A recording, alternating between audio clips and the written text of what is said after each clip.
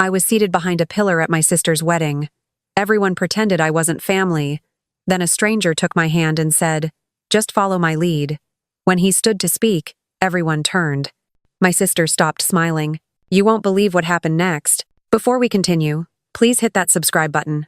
This story has twists you need to hear. Trust me. My name is Sophia, and this is the story of how one humiliating wedding became the beginning of everything changing. How being invisible became my greatest advantage. How a stranger behind a pillar turned into the person who saw me when no one else would. But I'm getting ahead of myself. Let me start from the beginning. From the cream-colored invitation that arrived 3 months earlier. The envelope came on a Tuesday morning in April. I was living in Denver then, working as a pastry chef at a boutique bakery downtown. My apartment was small but mine, filled with the scent of vanilla and brown butter from my experimental baking sessions. I'd been up since 4 that morning perfecting a new recipe for honey lavender croissants, so when I finally stumbled home around 2 in the afternoon, I almost missed the elegant envelope wedged between bills and grocery store flyers. Isabelle was getting married. My older sister, the golden child, the daughter who could do no wrong in our mother's eyes. The invitation was formal, traditional, exactly what I expected from her.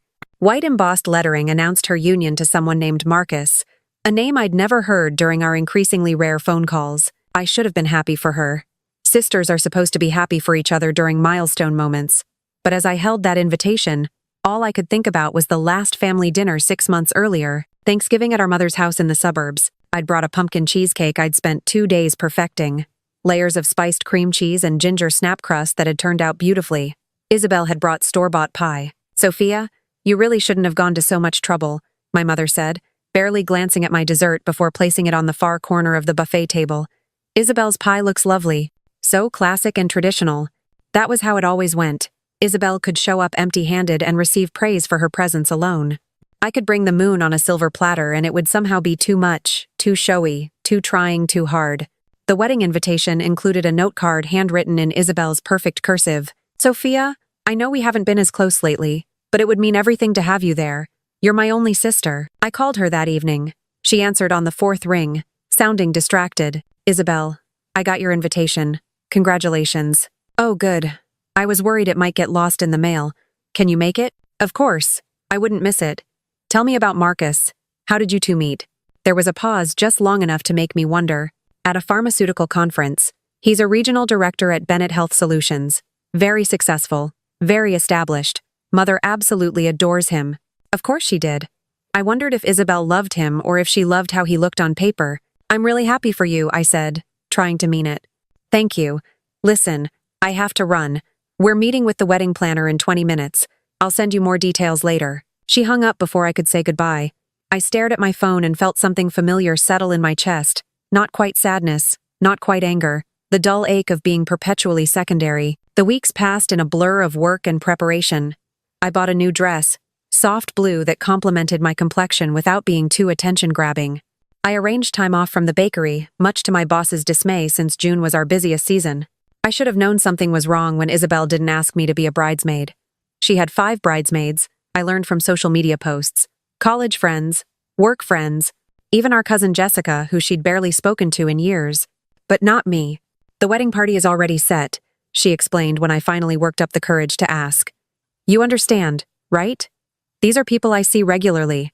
I understood perfectly. I understood that I'd never be part of her inner circle, that our shared childhood meant nothing compared to her current social standing. The wedding was scheduled for a Saturday in late June at an upscale resort outside Denver. I drove there alone, my dress hanging carefully in the back seat, a small gift wrapped in silver paper on the passenger seat, handcrafted ceramic bowls from a local artist, something thoughtful, something that showed I cared. The resort was stunning. Manicured lawns stretched toward mountain views, and the ceremony site overlooked a pristine lake. White chairs arranged in perfect rows, flowers blooming from every surface. Isabelle had spared no expense, which meant our mother had spared no expense. I arrived 2 hours early, hoping to find Isabelle and offer my help. Instead, I found chaos. The bridal suite was filled with laughing women in matching robes, champagne glasses in hand, while a photographer captured every moment. I knocked softly on the open door. Isabelle glanced up from her makeup chair, her eyes meeting mine for just a second before sliding away. "Sophia, you're here early. I thought maybe I could help with something. Everything's under control. The wedding planner has it all handled. Why don't you go find your seat? The ceremony starts soon. One of the bridesmaids, a blonde woman I didn't recognize, giggled and whispered something to the woman next to her. They both looked at me and smiled in that way people do when they're being polite, but really wish you'd leave. I backed out of the room, my face burning. I shouldn't have come early. I shouldn't have assumed I'd be welcome. The ceremony site was still being prepared when I made my way outside. Staff members rushed around with last-minute adjustments. I wandered to the area where guest seating had been arranged, looking for my name card. Row after row of chairs stretched before me, each row marked with small numbered signs. The front rows were clearly reserved for immediate family and VIPs. I expected to find my name somewhere in the second or third row. I found my name card in the back row. The very last row, partially hidden behind a decorative pillar that supported the ceremony arbor. From that seat, I'd have a blocked view of the ceremony. Unable to see my sister's face as she said her vows, I stood there holding that little card with my name printed in elegant script, and something inside me cracked. This wasn't an oversight. This was deliberate. This was Isabelle's way of putting me exactly where she thought I belonged. Out of sight, out of mind. Barely acknowledged. I could have left then. I could have driven back to Denver, called in sick, spent the day nursing my wounded pride with ice cream and bad television, but stubbornness kept my feet planted. I was her sister. I'd been invited. I'd be damned if I'd give her the satisfaction of my absence. Guests began arriving around 4 in the afternoon. I watched from my position behind the pillar as people found their seats, greeted each other warmly, took photos against the picturesque backdrop. I recognized some faces from family gatherings, aunts and uncles and cousins I hadn't seen in years. None of them noticed me tucked away in my corner. Our mother arrived 20 minutes before the ceremony, resplendent in a champagne-colored gown that probably cost more than my monthly rent. She was escorted to the front row, beaming and accepting congratulations from everyone she passed. She didn't look back, didn't scan the crowd for her younger daughter. Why would she? I was exactly where I was supposed to be, invisible. The ceremony began at 5 exactly. Music swelled from hidden speakers. The wedding party processed down the aisle. Each bridesmaid looked beautiful in matching sage green dresses, carrying bouquets of white roses and eucalyptus. The groomsmen followed in sharp navy suits. Then came Isabelle on our father's arm. Even from my obstructed view, I could see she was stunning. Her dress was a masterpiece of lace and silk, her veil trailing behind her like a cloud. Our father, who I'd barely spoken to since my parents' divorce 5 years earlier, looked proud and distinguished in his tuxedo. I craned my neck around the pillar, trying to catch a better view. The angle was terrible. I could see maybe 40% of the ceremony, mostly just the backs of people's heads. That's when I noticed I wasn't alone in the back row. A man sat 2 chairs away from me, partially hidden by the same pillar. He was younger than most guests, maybe early 30s, wearing a perfectly tailored charcoal suit, dark hair styled casually, sharp features that belonged in a magazine advertisement. But what struck me most was the expression on his face. He looked as out of place and uncomfortable as I felt. He caught me looking and offered a small, sympathetic smile. I smiled back weakly before returning my attention to the ceremony. The officiant spoke about love and commitment and partnership. Isabelle and Marcus exchanged vows I couldn't quite hear. They exchanged rings, kissed to enthusiastic applause. Just like that, my sister was married. The ceremony lasted maybe 25 minutes. As guests began standing and moving toward the cocktail hour location, the stranger from my row approached me. Up close, he was even more striking. Intelligent gray eyes that seemed to see more than they should. That was quite a view, wasn't it? His voice carried a hint of amusement. Spectacular, I replied dryly. I especially enjoyed the back of that gentleman's head in row 8. Very photogenic. He laughed, a genuine sound that made something in my chest loosen slightly. I'm Alexander, and I'm guessing from your prime seating assignment that you're either someone's least favorite relative or you insulted the wedding planner. Sophia, and I'm the bride's sister, actually. His eyebrows rose, surprise crossing his features. Her sister, and they put you back here? Apparently, I'm not part of the wedding aesthetic. Alexander studied me for a moment, and I had the distinct impression he was seeing far more than my bitter humor. Well, that's their loss. The cocktail hour is about to start, and I have a feeling it's going to be just as awkward as the ceremony. What do you say we face it together? You don't have to pity me. I'm not. I'm suggesting a strategic alliance. 2 wedding outcasts supporting each other through an evening of forced socializing. Plus, I was told the food would be exceptional, and I'd rather enjoy it with someone who can appreciate the absurdity of this situation. I hesitated, then nodded. Strategic alliance it is. We walked together toward the cocktail hour area. Alexander offered his arm, and I took it, grateful for the anchor. So what landed you in the social Siberia section? I asked. I'm here representing my company. A colleague was supposed to attend, but he got sick last minute. I drew the short straw. Pharmaceutical consulting isn't usually this formal, but apparently this wedding is a big deal for Bennett Health Solutions. You work with Marcus? Adjacent to him. My firm does sustainability consulting for their operations. I've met him a few times at conferences, seemed like a decent enough guy, though I'll admit I was surprised to get the invitation. We reached the cocktail area, a beautifully decorated space with high-top tables and waiters circulating with trays of appetizers. Alexander snagged 2 glasses of champagne from a passing server and handed me one. To strategic alliances, he said, raising his glass. To survival, I replied, clinking mine against his. The champagne was excellent, which shouldn't have surprised me given the evident expense of everything else.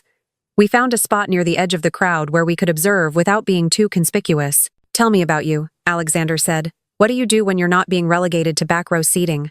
I'm a pastry chef. I work at a bakery downtown, but I'm saving up to open my own place eventually. His eyes lit up with genuine interest. A pastry chef. That's impressive. What's your specialty? Anything involving layers. Croissants, puff pastry, cakes with intricate designs. I love the precision of it, the way science and art intersect. I bet you could make a better wedding cake than whatever they're serving tonight. Almost certainly, I said, with more confidence than I felt. Though I try not to be that person who judges other people's desserts. But you're gonna judge this one anyway. Absolutely. We laughed, and I realized I was actually enjoying myself. For the first time since arriving, I didn't feel like an intruder at my own sister's wedding. Dinner was announced, and we made our way to the reception area. I braced myself for more humiliation, certain my table assignment would be equally insulting. But when we found our table numbers, I was surprised to discover we were seated together. Table 12, near the back but not completely hidden. The table was full of other guests who seemed equally unsure why they were there. Distant relatives of Marcus, a few work colleagues, people on the periphery of the celebration. Alexander pulled out my chair before taking his own seat beside me. The gesture was old-fashioned and unexpectedly charming. So, he said quietly as other guests settled around us, are we still pretending to be strangers? Or should we upgrade our strategic alliance? What did you have in mind? Follow my lead, he said, his gray eyes holding mine with an intensity that made my breath catch. Pretend you're my date. It'll make the evening easier for both of us. And it might be interesting to see how your family react. I should have said no, should have maintained boundaries. But something in his expression, in the way he'd already made this unbearable evening bearable, made me nod. Okay, I agreed. Let's see where this goes.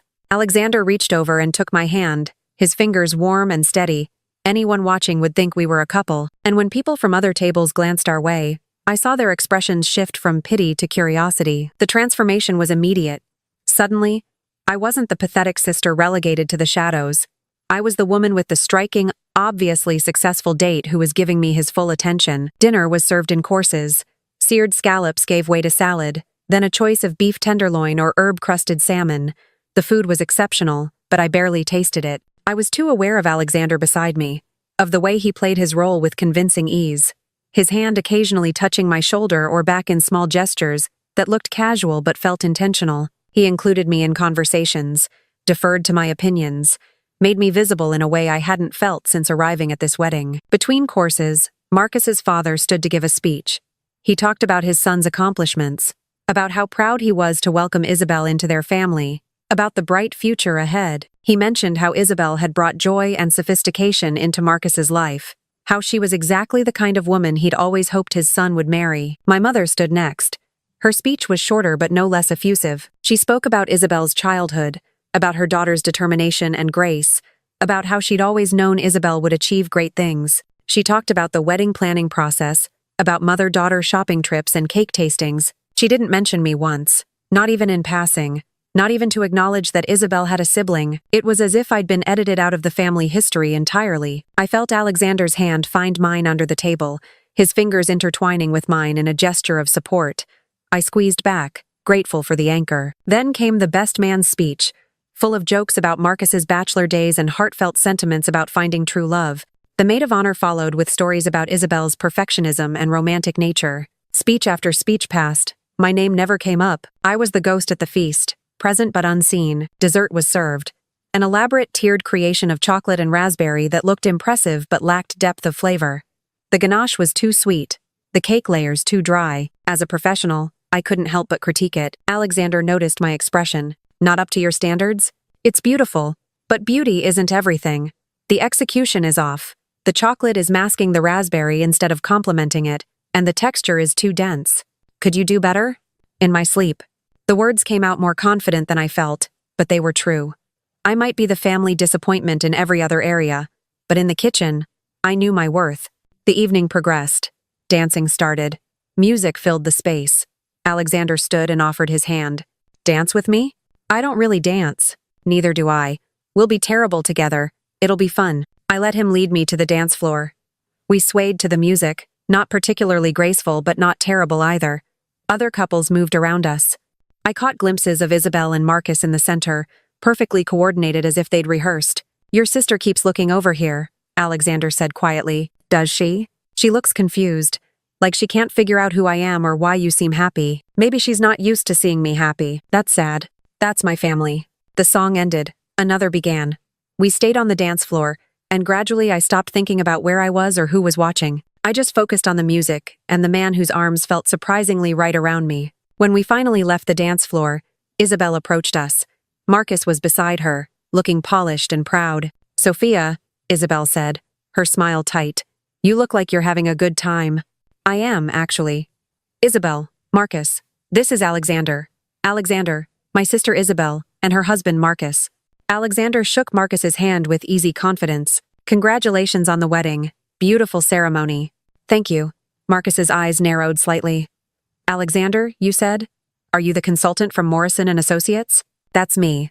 I hope you don't mind me bringing a date.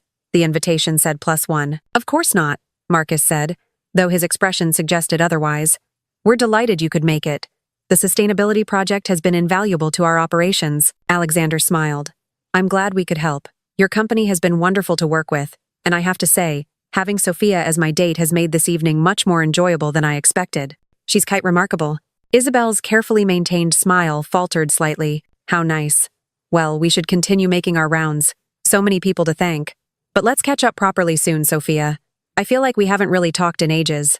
They moved on, and I released a breath I didn't know I'd been holding.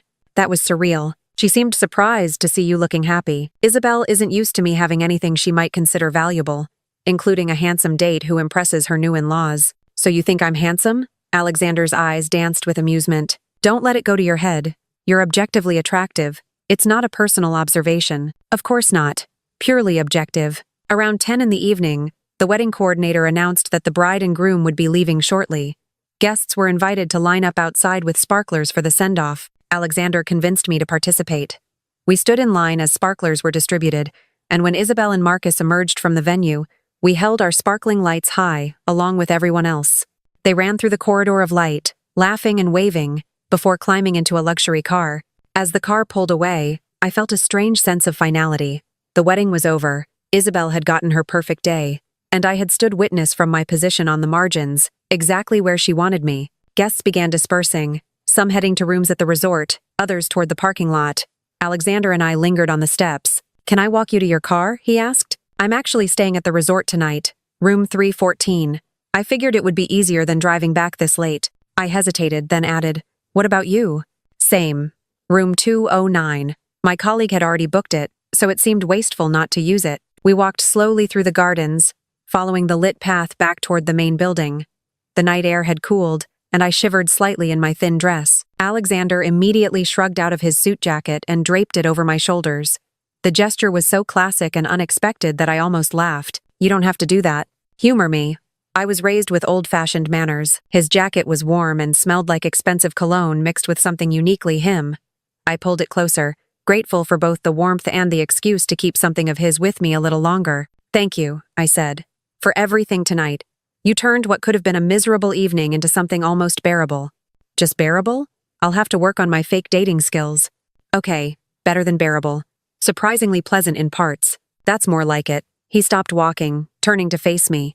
Sophia, I know tonight started as a strategic alliance between two wedding outcasts, but I want you to know it became more than that for me. You're genuinely interesting, funny, talented, and far too good for people who can't see your worth. His words wrapped around something fragile inside me, something I'd been protecting for too long. Alexander, I know we just met. I know this is strange timing, but I'd like to see you again after tonight, after this wedding. In the real world where we're just two people without assigned seating charts and family drama, I wanted to say yes immediately. Every instinct told me this man was different, that this connection was real despite the unusual circumstances. But years of being second choice, of being the disappointment, made me hesitate. What if this is just the magic of a wedding night? What if tomorrow we realize we have nothing in common? Then we'll figure that out over coffee like normal people, but I don't think that's going to happen, do you? I looked at him, really looked at him, saw the sincerity in his eyes, the way he was waiting for my answer without pressure, without expectations. No, I said. I don't think that's going to happen. He smiled, and it transformed his face from merely handsome to something that made my heart skip. Then say yes. Yes. He kissed me then. Not the dramatic kiss of a romance movie, but something gentle and promising. A beginning. When we reached my room, he kissed me again before stepping back. I'll call you tomorrow. We'll make plans. I'd like that. Sleep well, Sophia. And for what it's worth, your sister is an idiot for not seeing how incredible you are. He walked away down the corridor, and I stood there for a long moment, holding his jacket, feeling like maybe, possibly, something good had come from this terrible day after all. The next morning, I woke to a text from Alexander. Good morning. I'm heading back to Denver around noon. Want to grab breakfast before I go? We met in the resort restaurant. He looked just as good in daylight, dressed casually in jeans and a button-down shirt. We talked easily over coffee and pastries that I critiqued good-naturedly. As we were leaving, he stopped and turned to me. I need to tell you something. Last night wasn't entirely chance. What do you mean? I saw your name on the seating chart when I arrived. Saw you were the bride's sister seated alone in the back. It seemed wrong, so I asked the coordinator if I could move to that section. I wanted to see if you were okay. You did that on purpose? The strategic alliance was real. I just initiated it before we officially met. I didn't know whether to be touched or concerned. Why would you do that for a stranger? Because I know what it's like to be invisible. And because something told me you were worth knowing. The next few weeks passed in a blur of text messages and phone calls. Alexander and I talked every day, about everything and nothing. Books we'd read, places we wanted to travel, childhood memories that shaped us. He never pushed, never brought up my family or the wedding humiliation. He just talked to me like I was someone worth knowing. On Friday, 3 weeks after the wedding, he called. I have a business dinner next Thursday in Denver. A potential client I'm trying to woo. Would you want to join me? Fair warning, it might be boring corporate talk, but I'd love your company. Are you sure? I don't know anything about renewable energy consulting. That's exactly why I want you there. You'll keep me honest. Plus, the restaurant is supposed to have an incredible pastry chef. I thought you might enjoy critiquing their desserts. I laughed despite myself. You're bribing me with professional reconnaissance. Is it working? Yes. What's the dress code? Thursday arrived.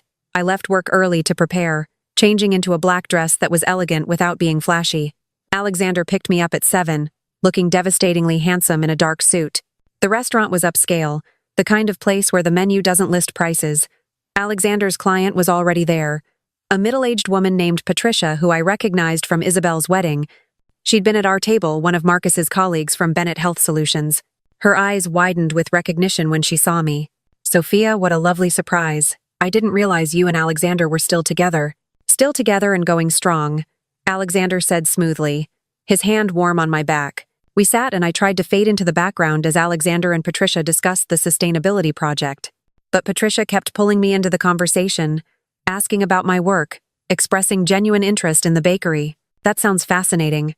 I have such respect for people who work with their hands, who create tangible things. The dinner progressed pleasantly. When dessert arrived, a deconstructed lemon tart with lavender cream, I couldn't help offering my professional opinion. The components are technically excellent, but they're fighting each other rather than creating harmony. The lavender is too strong, overwhelming the lemon instead of enhancing it. Could you do better? Patricia asked, genuinely curious. With the right balance, yes. Lavender should whisper, not shout. Patricia smiled. You know, we have a major corporate event coming up in 2 months, a celebration of our new sustainability initiative. We were planning to hire an outside caterer, but I wonder if you'd be interested in handling the desserts. I blinked, surprised. That's very generous, but I'm just a pastry chef at a small bakery. You probably want someone with more experience in large-scale events. Nonsense. Passion and talent matter more than a big name. What do you say? It would be about 200 guests. We'd pay your standard rate plus a substantial bonus. I looked at Alexander. He was smiling encouragingly. I'd be honored, I said. Wonderful. I'll have my assistant send over the details next week. After Patricia left, Alexander and I lingered over coffee. "Did you set that up?" I asked. "I mentioned you were a talented pastry chef. The rest was all Patricia. She's been looking for someone creative for months. The timing just worked out." "Thank you." "Don't thank me. You earned that opportunity the moment you opened your mouth and showed your expertise. All I did was make sure the right people were in the room to hear it. We dated for real after that. Not fake, not strategic, real. He took me to art galleries and farmers markets. I made him elaborate desserts and taught him to appreciate the complexity of good pastry. We talked about the future, about dreams and fears and what we wanted from life. And slowly, carefully, we fell in love. 2 months later, I stood in the kitchen of a rented commercial space, preparing desserts for Patricia's corporate event. Alexander had helped me hire 2 assistants for the day. Together we created chocolate sculptures, fruit tarts with geometric precision, individual soufflés that would be served hot. The event was held at an upscale venue. As I arrived with my team to set up, I saw familiar faces. Marcus was there, of course. It was his company. And beside him, dressed impeccably as always, was Isabelle. Our eyes met across the room. She looked surprised, then confused, then something I couldn't quite read. The evening progressed smoothly. My desserts were a hit, and Patricia made a point of announcing my contribution to the crowd. Standing at that podium, talking about sustainability and corporate responsibility, she pivoted to discussing the celebration itself. "I also want to recognize someone who made tonight extra special. Sophia, could you join me up here?" My heart hammered as I made my way to the front. Patricia smiled warmly. "Sophia created every single dessert you've enjoyed tonight. Her artistry and skill transformed our celebration into something truly memorable. But more than that, she represents exactly the kind of innovation and dedication we're trying to foster at Bennett Health Solutions." The room erupted in applause. I stood there stunned as Patricia handed me an envelope containing a contract for future events. My eyes found Alexander in the crowd. He was smiling proudly. Then I found Isabelle. She stood next to Marcus, clapping mechanically. Her expression was tight, forced, and for the first time in my life, I saw something in her eyes that looked almost like respect. The months that followed changed everything. The Bennett Health partnership led to other opportunities, other high-profile events. My work gained recognition. I was no longer just Sophia, the disappointing sister. I was Sophia, the talented pastry chef with a bright future. Alexander and I moved in together. Our relationship deepened into something permanent and real. We talked about marriage and children and building a life that honored both our ambitions. Isabelle and I reached a cautious détente. We weren't close, probably never would be, but there was mutual respect now. She'd learned that dismissing me came with consequences, that I had value beyond her narrow definition of success. Our interactions remained formal but cordial. Family gatherings were no longer painful exercises in invisibility. My mother struggled more with the adjustment. She'd built her identity around Isabelle's achievements. Having to acknowledge mine upset her carefully maintained hierarchy. But even she couldn't ignore the reality of my success, the respect I'd earned, the life I'd built on my own terms. As for Marcus and Isabelle, the consequences of her treatment of me became increasingly apparent over time. Marcus's company depended heavily on Alexander's firm for sustainability consulting, which meant Isabelle could never fully dismiss me without potentially damaging her husband's professional relationships. She'd backed herself into a corner of forced civility, having to include me in family events, having to acknowledge my presence, because doing otherwise might reflect poorly on Marcus. The pharmaceutical industry was smaller than people realized. Word traveled fast about how executives' families conducted themselves. Isabelle, who had always been so careful about maintaining the perfect image, now had to ensure that image included being a supportive sister. The irony wasn't lost on me. She'd spent years making me invisible. Now she was trapped in a situation where she had to make me visible. Had to sing my praises to her husband's colleagues, had to pretend we'd always been close. Every family gathering became a performance where she couldn't afford to slip, couldn't afford to show the disdain she'd once displayed so freely. Her perfect life now required my presence. And that requirement would follow her for as long as Marcus's career depended on maintaining good relationships with Alexander's firm. She'd constructed her own cage, one where she'd forever be reminded that the sister she'd dismissed had become someone she couldn't afford to ignore. Looking back on that wedding day, on sitting behind that pillar feeling invisible and worthless, I could hardly recognize the person I'd been. Alexander had offered me more than fake dating protection at a difficult event. He'd offered me a mirror that reflected my true worth, a partnership that elevated rather than diminished, and the tools to demand the respect I'd always deserved. The revenge, if that's what it was, hadn't been about cruelty or destruction. It had been about finally, definitively, proving that I mattered. Not because of who I married or how I compared to my sister, but because of who I was and what I could do. And as I stood in the kitchen of the bakery I now co-owned, creating art from flour and sugar and skill, I realized that the best revenge had been becoming exactly who I was meant to be, and making them all watch while I did it. 2 years after that wedding, Alexander proposed. Not at a fancy restaurant or elaborate setting. In our kitchen, while I was testing a new recipe for Earl Grey macarons, he got down on one knee, flour on his shirt from where he'd been helping me, and said, "I want to spend my life with someone who sees beauty and precision, who turns simple ingredients into magic, who taught me that being invisible just means people aren't looking close enough." I said yes with tears in my eyes. We got married a year later. Small ceremony, close friends. The family we chose, not the family we were given. Isabelle and Marcus came. They sat in the third row, smiled politely, and left early. It was exactly what I expected. Exactly what I no longer needed, because I'd learned the most important lesson of all. The opinion of people who never saw your worth doesn't matter once you've found people who do. And sometimes the best revenge is simply being happy, living well, creating beauty, and never, ever letting anyone make you invisible again. I was seated behind a pillar at my sister's wedding. Everyone pretended I wasn't family. Then a stranger took my hand and showed me I was worth seeing all along, and that made all the difference.